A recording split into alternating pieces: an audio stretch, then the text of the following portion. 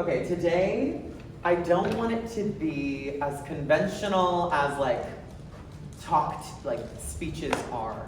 I'm not a very conventional person at all. All I want out of this experience for y'all is to open a dialogue around connection. That's a very broad concept. We're going to talk about a lot of different parts of it, but at the end of this, if all you get is a different way of thinking about connection with yourself, with others, that's all that matters. I don't care about anything else, okay? And also I want to acknowledge that none of you have to be here. You chose to be here. So anything I ask you to do, you don't have to do. You can do whatever you want. But I encourage you to interact if you want to get something out of it. And the topics we'll be talking about are pretty vulnerable. Not vulnerable. I don't know. There's nothing new that we'll be talking about, but I think it'll be something that not everyone thinks about on a daily basis. And none of this information is new. I don't really have big words in here. I don't, the goal is just to reframe your mindset, okay? I want to start by introducing who I am and what I work from. I advocate for creating space where harm is not tolerated and action is taken. I prioritize making connection with mutual consideration for well-being. I'm comfortable with self and invest in unconditional positive regard for myself and others. I lead by example of living my truth because it's important to me to hear the truths of others. And I acknowledge the simple truth that everyone wants to feel seen and valued. I work from the power words see and seen. And I cannot wait to get going. I first want to ask you this, you don't have to do anything. I'm going to ask you a question. What is the best Pop Tart flavor? Go. Brown sugar? Okay. What do you say? What do you say? I was gonna say the same thing. Brown sugar, okay. I'm a chocolate. Chocolate. Strawberry. Did someone just say s'mores? That's what happened. Okay, Oreo. I won't yuck your yum. But I won't yuck your yum. But I think strawberry is the most ultimate flavor. That's pretty good. In my opinion. I just said strawberry. I love Strawberry? Strawberry's Strawberry. awesome. Brown sugar cinnamon, close second. That one's pretty Close second. Okay, another question. Who's the best Spider-Man? Does it have to be like an actor? The actor, yeah. Or no, wait, what's your answer? I was gonna say the animated Miles Morales. Oh, okay, wait, that's a good answer though. That's so was a good one, valid. too. Wait, someone had their hand. Go ahead. Yeah, I'm gonna say Miles Morales. Miles Morales, okay. Mine is definitely not Tom Holland. I hate Tom Holland. I must say, I'll put that out there.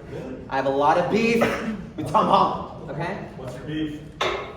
We'll get into it after. I don't got enough time for that. I don't got enough time for that. No, but okay, those are questions that I always ask people for icebreakers. Because I believe questions are what put our minds into action. And when you're asked a question, you have to think. You have to think about something that you weren't thinking about 3 seconds ago. If you're thinking about your breakfast, now you have to think about Pop-Tarts, So it triggers you to change what you're thinking about and to reframe. And so those are my controversial questions that I ask. I also really like asking introspective ones, like, where do you see yourself in 10 years? Or when did you realize your parents were human?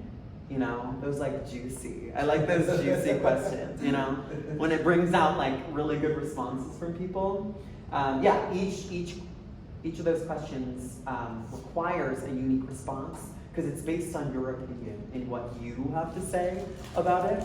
But every time, as I was creating and birthing my brand, Stay Yellow, I've created more specific questions, more general questions, more broad questions. And what's interesting is that any question I ask, everyone has different opinions. But every time I ask this one question, there seems to be a unanimous decision or just vibe. And the question is, do you think there's a disconnection of humanity? What? Do you think there's a disconnection of humanity? My answer is still what? What? I don't know what that means. What? So, do you think that overall humanity is connected? Does that make sense? Each other? Each other. Oh, depends. Depends, of course, yeah. But what's interesting about that question is that I never get a no. Yes. Yes, they're connected. Or no, they're not disconnected. No. It's always either discomfort or depends. You know, that's so valid. And I ask that question because to me it is very ironic when I ask groups of people that question, because we do all have the same kind of mindset on it. It depends. Yes, we're disconnected. And to me, as someone who invests in unconditional positive regard for myself and others, it's something I want to change about, how we move in the world. And we're all aware of this disconnection, which is interesting, and I think it's very powerless to have that conversation, because that's such a broad disconnection of humanity. What are we talking about, right? That's so broad. And it's interesting because in our everyday lives, there are things that we uphold, like systems, that create this disconnection. Things regularly in our lives. There's big concepts like racism and ableism and homophobia, heteronormativity, all those big words. But there's also things that we regularly, every day, think about. Our insecurities, how we're gonna talk to that person, those things, those small things that we have control over is what I kind of want to focus on today, in hopes of having that fold into the whole rest of the world. So, and it's not going to happen today. It's not going to happen tomorrow. It's not going to happen in 3 years. It's not going to happen in the next generation or the next 3 generations. But I believe that if we're able to reframe the mindset of connection, then we can make little change, even if it's change in ourselves. So, I said the word systems earlier, and I want to know what y'all's vibe is on systems. What are examples of systems in our lives? And anyone can say, you don't need to raise your hand. Education system. Education system. Political system. Political system. Our Anyone else? bodies are systems. Our bodies are systems, yes. I want to use the word systems as a construct or a codification that people in power put on societies and organizations. So there are systems in our lives that we don't have control over because they were made back in the day when no one from our close family was alive. And so what's interesting is that I said earlier, we uphold those things. And a lot of the systems we uphold are for survival. Like capitalism. We can't, if you're not investing into the economy, we're not gonna eat. We're not gonna have a house. We're not going to, move forward in this society. There's also the patriarchy where we assume men have more power in some circumstances, or heteronormativity, that there's only one way to make love or have love with someone. So it's so interesting how we do that, and breaking those things down is kind of what I want to help y'all do today. Even though you already know what systems you invest in or are harmed from, I just want to put it into the forefront of your brain. I advocate for creating space where harm's not tolerated and action is taken. And my pals, the systems of our lives and our world today have harmed. And they continue to harm. And they regularly harm on a daily basis. With my brand Stay Yellow, I want to heal that disconnection of humanity by empowering people like you to connect, trust, and prioritize yourselves in order to understand the importance of reciprocating those things in your social circles, communities, and the world. So that hopefully, in 4 generations, humanity is a little more disconnected. The first step in what I would like to do with my organization is helping people connect with themselves. That's such a rare thing that we do today. And I want to, before I get into that, I want to break this stigma. There's this stigma that we all live by and we all hear about, that celebrating yourself is conceited, or regularly acknowledging your successes is boasting, and just being happy for yourself is selfish. Like we don't give ourselves that space to do that. And what's interesting is that conceit, boasting, and selfishness are all based on upholding disconnection in themselves, because they're about putting yourself above or below something. We put ourselves above and below, we put other people above and below something, on a pedestal, on this framework that we created. Who created the pedestal? Who created the standard? You don't have to answer those questions, but that's just things to rattle in your brain. So there are a plethora of pedestals that we put on ourselves, and systems that prevent us from connecting with ourselves and giving ourselves that credit. A lot of them have to deal with image, gender norms, career expectations. We don't prioritize valuing ourselves. Okay, and does everyone have a paper? Everyone have a paper in front of them and a pen, writing utensil of some sorts? Lucas is going to pass around some pens. And there's a lot of questions that I'm going to ask you to answer for yourself. You don't have to answer all of them. Just probably one is what I want you to answer. The first question is, and make it be the first thing that comes to your mind. When was the last time you were happy for yourself?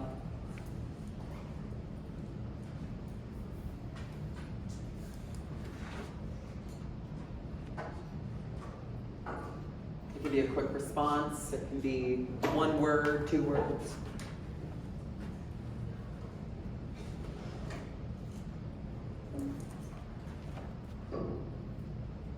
As that's rattling in your brain, I'll ask you another one. And if any of these questions spark you more, answer that one. What can you do today that you weren't able to do a year ago?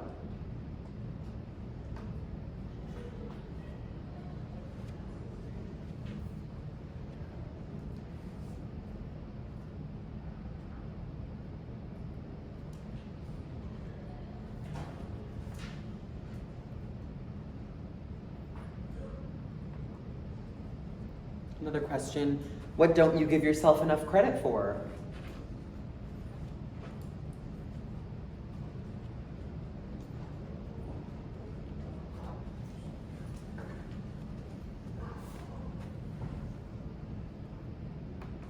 You were answering some.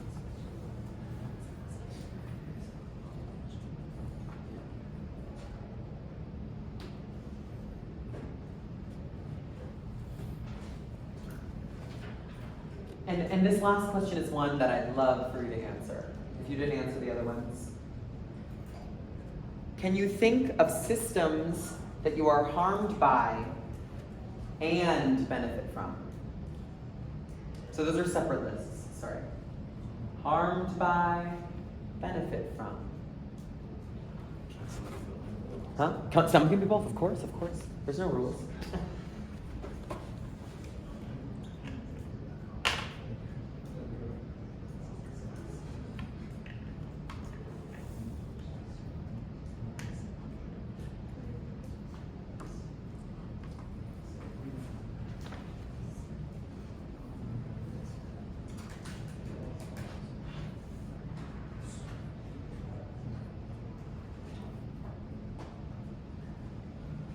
I'll give you 1 more minute to do that.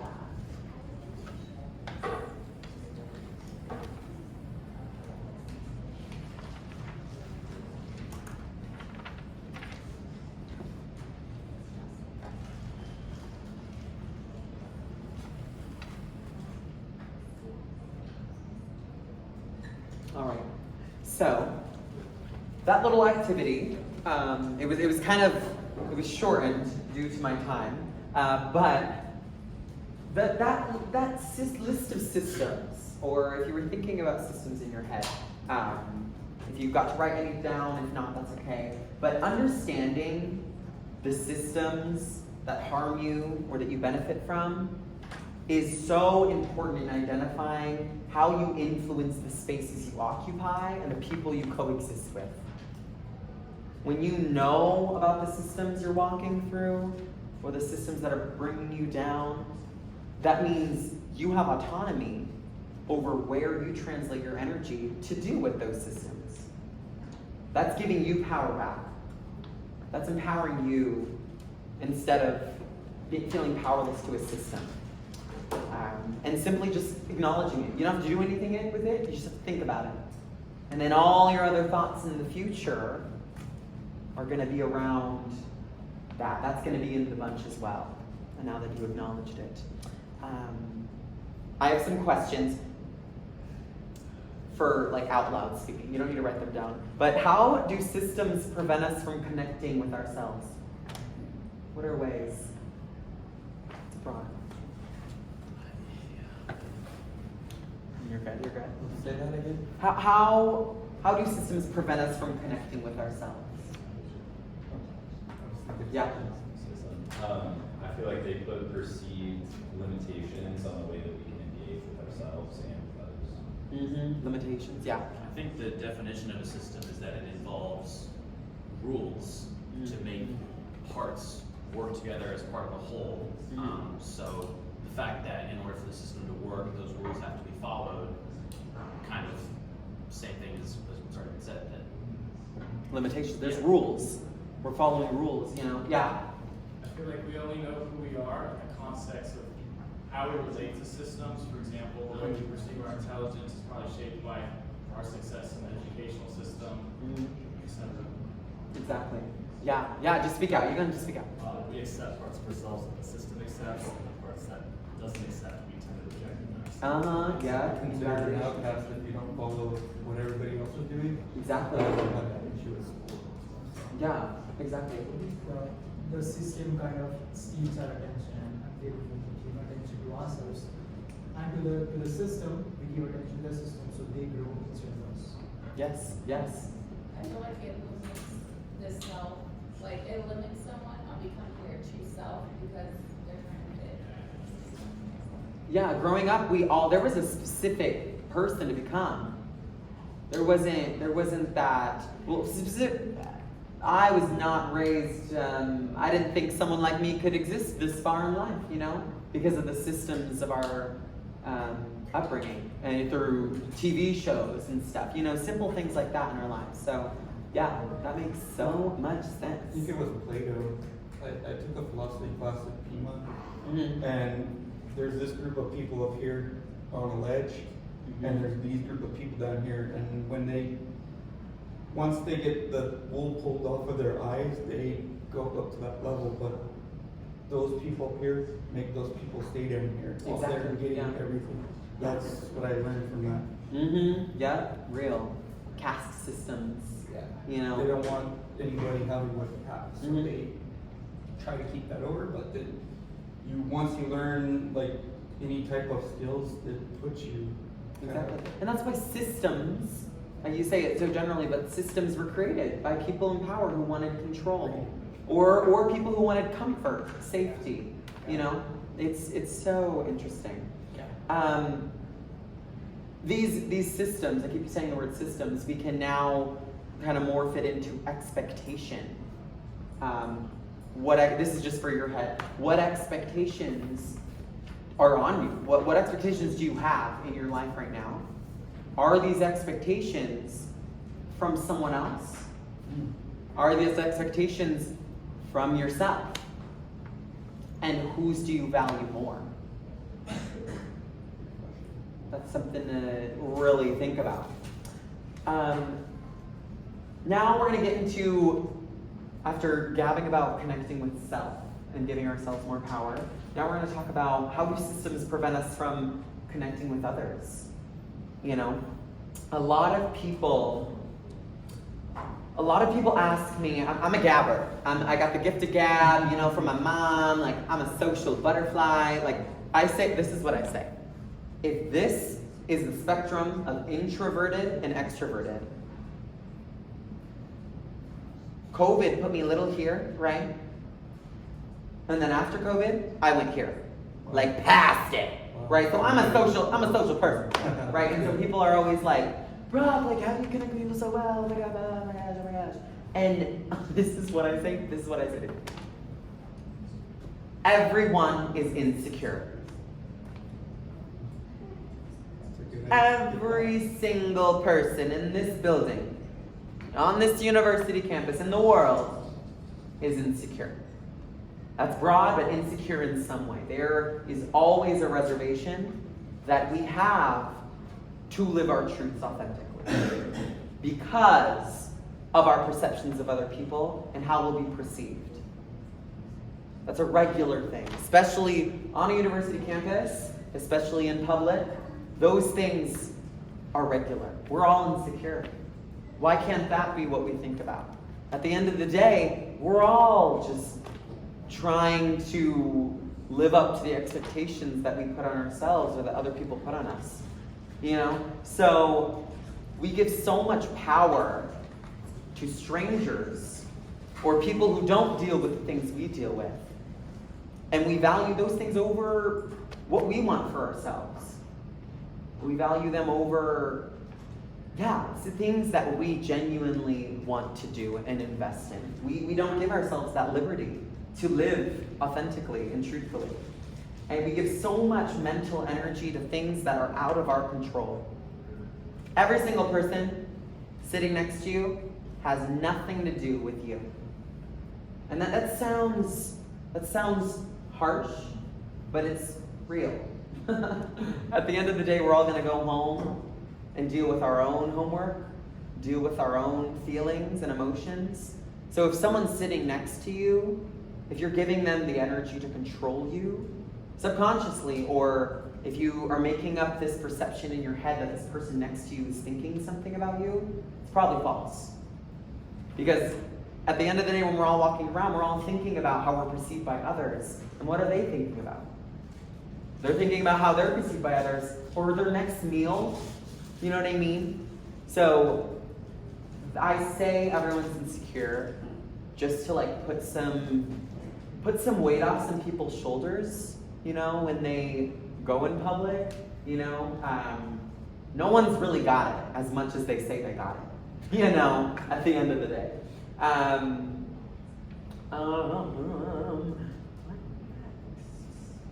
And a lot of, to combat that insecurity in self, it's important to start identifying what you're upholding in your life. So if it's an expectation, if it's a system, if you want, I think of careers in this case. So if you want to be a finance major, but that's not your passion, you're just doing it for the money, or that's what your dad does, like that's not going to repay you in any way. You are going to still breed that insecurity of yourself because you're upholding that system. So I encourage you to not do that. But one of the last things that I'd love to gab about is a tool that I use for connection. It's super simple. You've probably heard the word before. Complimenting. It's super, super simple. I acknowledge that simple truth that everyone wants to feel seen and valued. And complimenting is my vehicle to making people feel seen. And it's not easy. You know, complimenting is, I consider myself a very aggressive complimenter because I sometimes jump scare people with the compliments. I sometimes catch people for a loop when I'm complimenting them, but it fuels my heart when I watch people just brighten up for a second. It doesn't matter what's going on in their day. I'm seeing them walk towards me and they got the best pants on ever. Those are the coolest pants ever. How can I not say something? So I say, I love your pants. That's it. That's all we do to connect. And they go, thank you. oh, my pants are cool. I actually am really good looking in these pants, like love. You know, it's like, I call it a human heart hug. Because it's you giving someone a little oomph, you know? And sorry, I'm like snapping in your face right now. It's my bad. So, and compliments, it's interesting because compliments are so based on appearance. We think like the only compliment to give someone is based on what they look like that day, but they could also be the vibe of the person. They could also be, you know, so many different parts of a person. So I'm hoping that after today, you open your brain to what a compliment can be so that it's not so scary to give them. You know, and they do take practice. And the more genuine you are with a compliment, the more well received it'll be. The more that person will understand that you can empathize with complexity. And then that just breeds more connection, you know? And in the networking realm,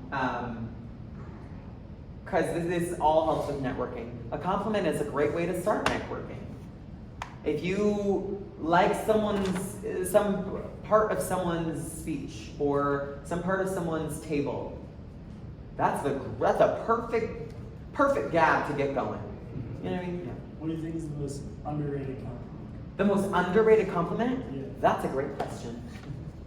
I think vibes. Like, I'm a vibe person. You know how you can like, that's such a not professional word, Yeah, but what's a professional way of saying it? Or just maybe another I think example? someone's countenance. Okay. So when you That meet sounds someone, more emotional. yeah, when you meet someone and they're looking at you the same way or the same energy you're looking at them, or they care to connect by looking at you, that's something to compliment. Thanks for having this great conversation with me. Like, it seemed like we really had some great receptive energy. So I hope you have a great day. Peace out, you know? Like, the simple things like that. You know what I mean? What else? Yes, and a compliment also actively helps you see other people. So when you're thinking about someone else on the side of a room, that gets you out of your own head, you know. And then we are luckily getting away from that selfish, conceited, you know, stigma, you know, because you are thinking about other people because you want to compliment them or uplift them. And then also, like, if you're struggling to find a way to compliment someone, I said the word compliment a lot. You can ask yourself this question: what could I say to uplift? What could I say to uplift this person right now? What do I think could uplift them? It's a broad question, depends on who you're talking to, but that's another way to get into there. And then the last thing about compliments is that you must believe that you're worthy of affirmation yourself before you can give someone else an affirmation. So the conversation earlier about connecting with self, you need to know that when you receive a compliment, you deserve it. No one, and people probably say random things all the time, and they do. But if someone's going out of their way to use their energy and voice to give you a compliment, it's probably not for no reason. And it's probably something that you should receive for some reason. And okay, and there's a way to read if someone's not given a good compliment. You know, there's a way to read it. But I just want y'all to know that, like, think about how worthy you are for affirmation, because you are, innately. You don't need to do work for that. It's already there, you know? So give yourself that credit first, and then go compliment people. See how good it feels. And I have one more activity before we close. On your paper, anywhere on your paper again, I need you to write yourself the perfect compliment. If someone walked up to you, or if someone you love gave you a compliment, or if this can be based on what you love about yourself. If you walked by yourself, what would you say to yourself? What compliment would you give?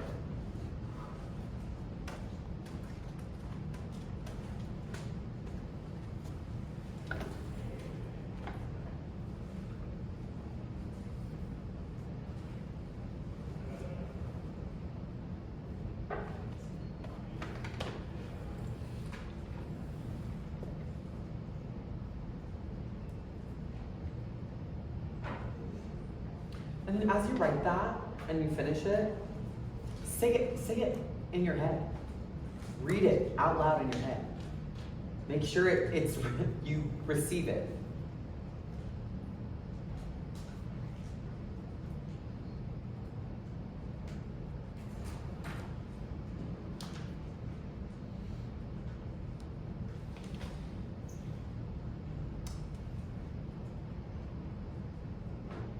And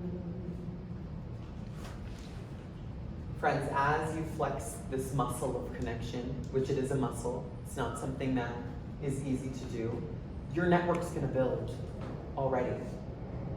You know, if you are comfortable with affirming yourself, and being comfortable with yourself, you will attract what you need, you know? Of course you're gonna put the work in to do it, because we're all driven people who want success for ourselves. But if you trust yourself and you love yourself, then you're gonna be able to connect with anyone you need to. So there's gonna be so much advice. If someone gives you a networking seminar, there's gonna be so many advices on like how to shake a hand, or how long to hold eye contact, or you know what I mean? But connecting is human. We've known how to do it our whole lives, and we do it regularly, with ourselves or with others. You know, it's something that you get to have as a human, and I think it's a great power and a great strength. And I just want to say that like your entire insecure self is so extremely valid, because you're simply a product of the systems that you're raised in and that you exist in. So I hope that from this you take away things that you don't need to uphold in your lives anymore, or acknowledge what you benefit from, so you can invest more time into it, and also understand how worthy you are of affirmation. And that's all I have for today. Thank you so much for having me. And I also have stickers if anyone's interested. Let me know. They're Stay Yellow stickers. It's like the brand I'm building. Nice. Yeah. Thank you. You're welcome. Thank you. I hope you guys all enjoyed that. Thank you, Brock. Awesome job. Yeah, I hope you guys all enjoyed that. Using your personality is a very, very valuable component in business. From my experience with Coca-Cola and Apple, you work with a large variety of different types of people, and understanding how to use your personality to connect with those people, I found is a tremendous benefit. So yeah, I would encourage you guys to reflect a lot on, you know, who you are as a person, who you would like to present yourself as, what you would like to embody for your brand. And yeah, we have a few minutes left here, so I'll give you guys the opportunity to just connect, talk to each other, see what you guys are all working on. Yeah, practice using those personalities and connecting to grow your business. So yeah, and if you have any other questions, feel free to come up and ask Brock or Ben or I.